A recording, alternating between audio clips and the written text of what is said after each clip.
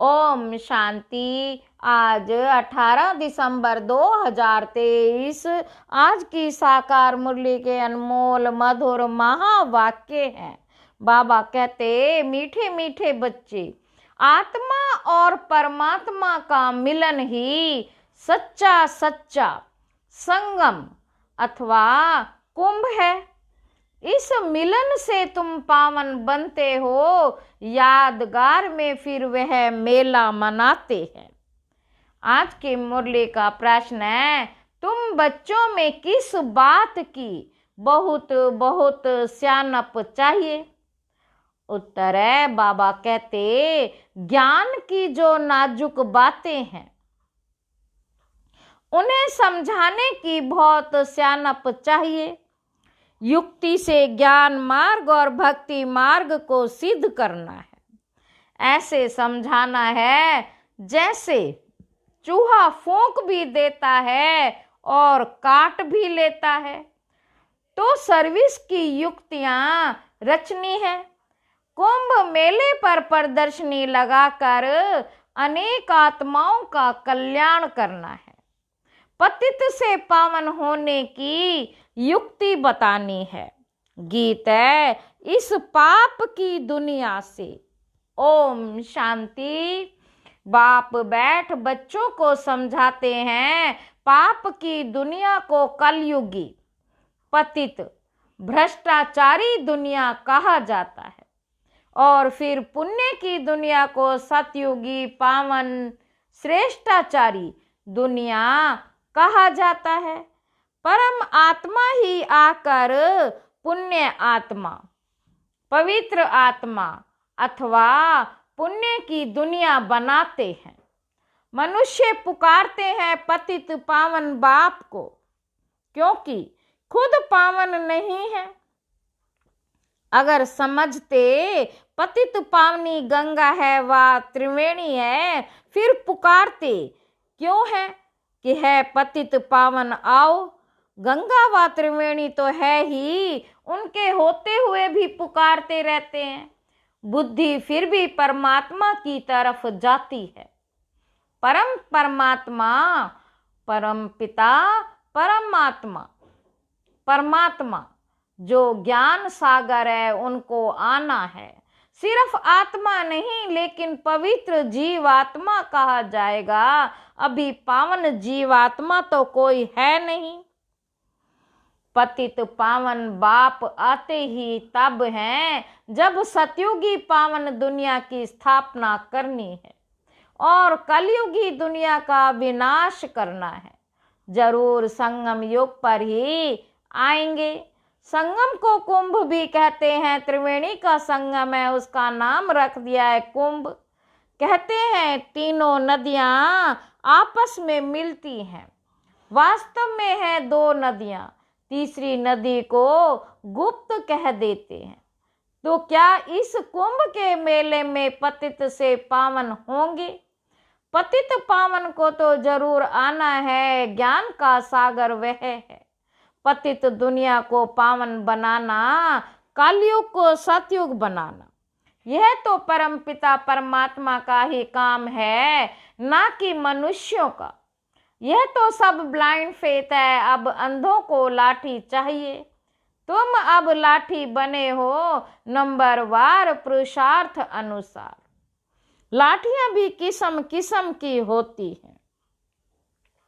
कोई लाठी 100 रुपए की और कोई 2 रुपए की भी मिलती है। यहाँ भी सब नंबरवार है। कोई तो बहुत सर्विसेबल है, जब बीमार होते हैं तब सर्जन को बुलाना पड़ता है।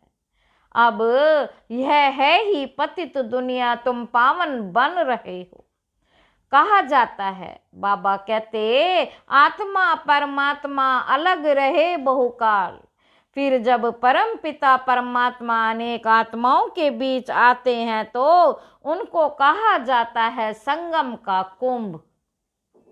बाबा कहते, मनुष्य कुंभ के मेले पर बहुत दान करते हैं। वह कमाई होगी साधु संतों को और गवर्नमेंट को। यहाँ तुमको तन मन धन सहित सब कुछ दान करना होता है। सब कुछ दान करना होता है। पतित पावन बाप को वह फिर तुमको भविष्य में स्वर्ग का मालिक बनाते हैं। वह नाम लेते हैं त्रिवेणी का और दान देते हैं साधु संतों को। वास्तव में बाबा कहते संगम उसको कहेंगे जहां सब नदियां आकर सागर में मिले। वहां सागर तो है नहीं, यह तो नदियां आपस में मिलती हैं। नदियां और सागर के मिलन को ही सच्चा सच्चा मेला कहा जाता है। लेकिन यह भी ड्रामा में नूंद है। इसमें गवर्नमेंट को भी रेल, मोटर, गाड़ी, जमीन आदि से बहुत कमाई होती है, तो यह कमाई का मेला लगता है। इन बातों को तुम बच्चे जज कर सकते हो, क्योंकि बाबा कहते तुम हो ईश्वरीय मत पर, तो कुंभ के मेले का अर्थ निकालना चाहिए। बाबा ऐसे निबंध देते हैं जो सेंसिबल बच्चे हैं उनको उठाना चाहिए। नंबर 1 सबसे सेंसिबल तो मम्मा, फिर दूसरा है संजय, जिसको फिर बांटने के लिए पर्चे बनाने पड़े। यह त्रिवेणी पतित पावनी नहीं है। पतित पावन तो सर्व का सदगति दाता एक शिव बाबा है। बाबा कहते त्रिवेणी को तो सदगति दाता नहीं कहेंगे।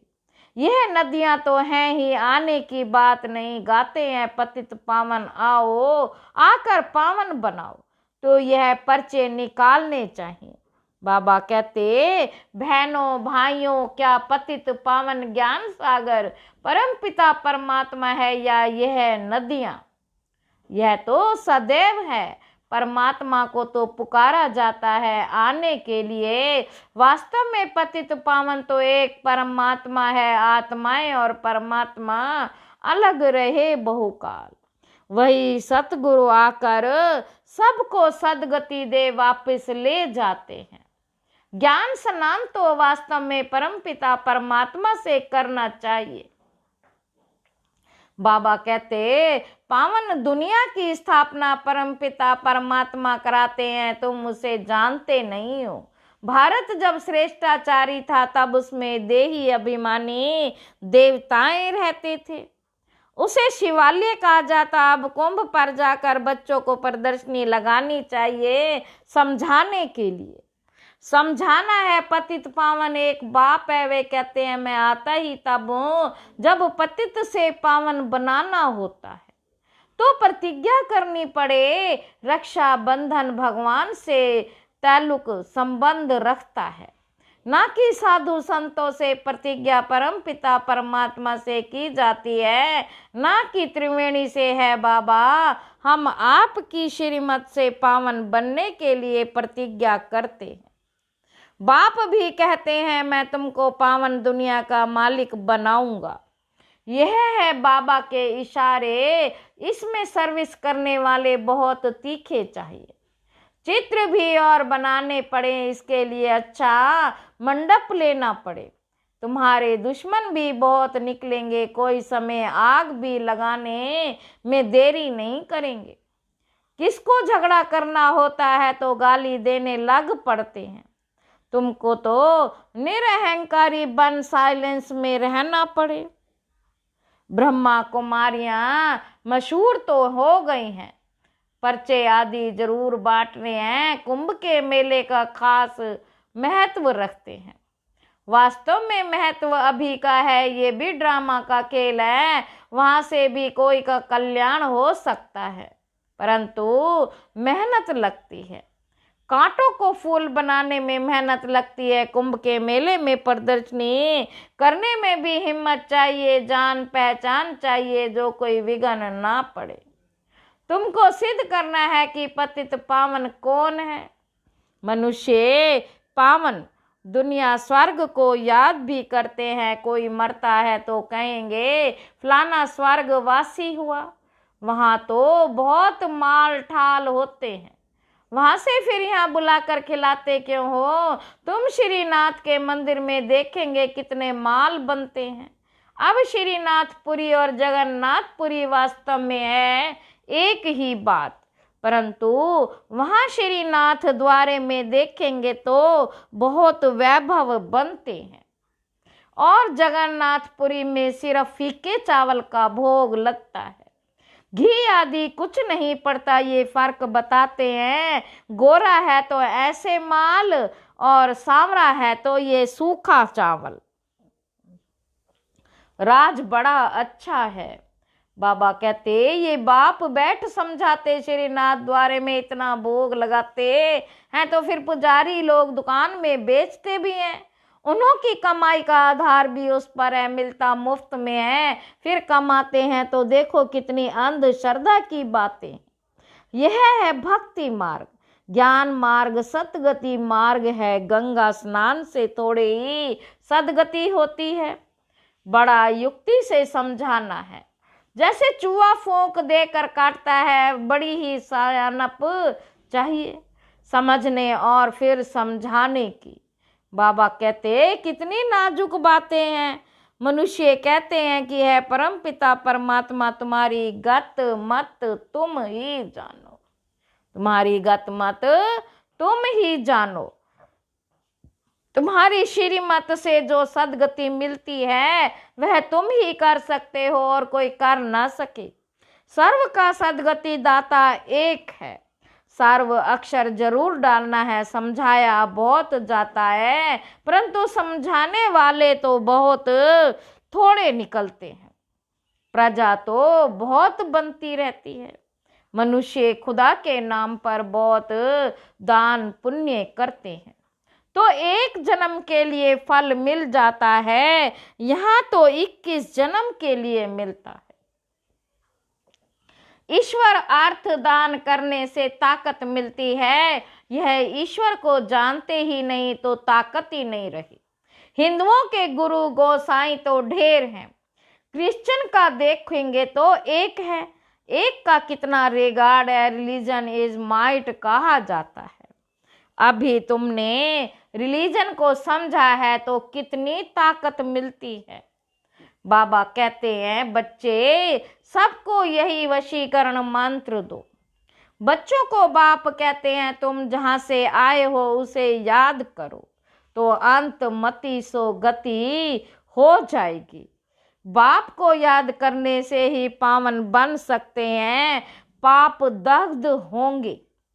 बाबा कहते बाप और वर्षे को याद करना है जिससे सारा चक्र बुद्धि में आ जाता है।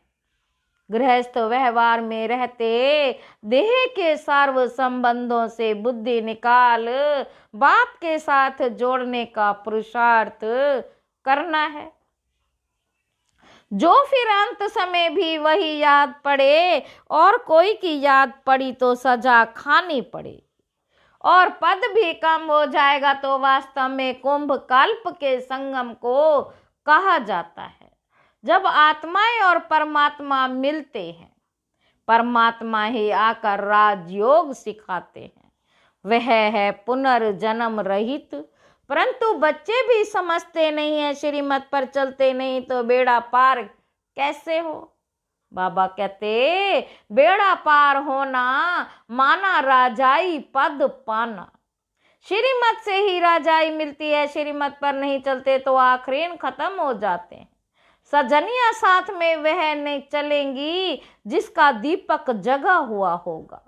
जिनके दीवे बुझे हुए हैं वे साथ में थोड़े ही चलेंगे, अन्य बच्चे ही चलेंगे। बाकी तो नंबरवार पिछाड़ी में आएंगे, लेकिन पवित्र तो सब बनेंगे। सब आत्माएं भी एक जैसी ताकत वाली नहीं हो सकती। हर एक आत्मा का पार्ट अपना अपना है। एक जैसा पद नहीं मिल सकता। अंत में सबका पार्ट क्लियर हो जाएगा।